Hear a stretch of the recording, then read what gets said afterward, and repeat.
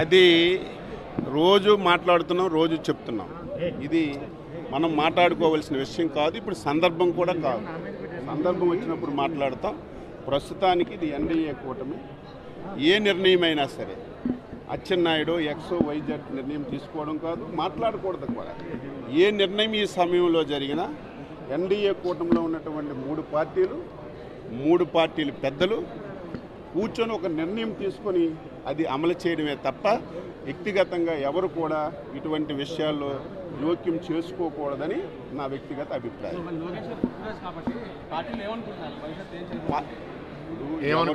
ఎవరు వద్దన్నా ఎవరు కాదన్నా తెలుగుదేశం పార్టీకి చంద్రబాబు నాయుడు గారు తరువాత నాయకుడు లోకేష్ బాబు గారు చిన్న పిల్లల్ని పడుకొని లేపడిగినా, ఎవరిని మీరు కొట్టడిగినా సరే చంద్రబాబు నాయుడు గారి తరపున ఈ రాష్ట్రానికి తెలుగుదేశం పార్టీ నాయకులు ఎవరంటే కళ్ళు మూసుకొని అర్ధరాత్రి లేపినా చిన్న పిల్లవాడికి అడిగినా చెప్పిన పేరు లోకేష్ బాబు గారు. ఇక దాని గురించి మనం వివాదం చేయవలసిన అవసరం కూడా లేదు. ఇది ప్రతి ఒక్కరు గమనించాలి. ఇప్పుడు పదవులైనా నిర్ణయాలైనా ఏ విషయమైనా కూటమిలో ఉన్నాం.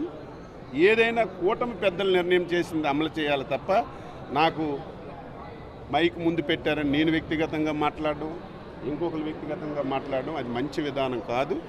ఇది అందరం కూడా పాటించవలసిన అవసరం ఉంది, పాటిస్తున్నాం కూడా.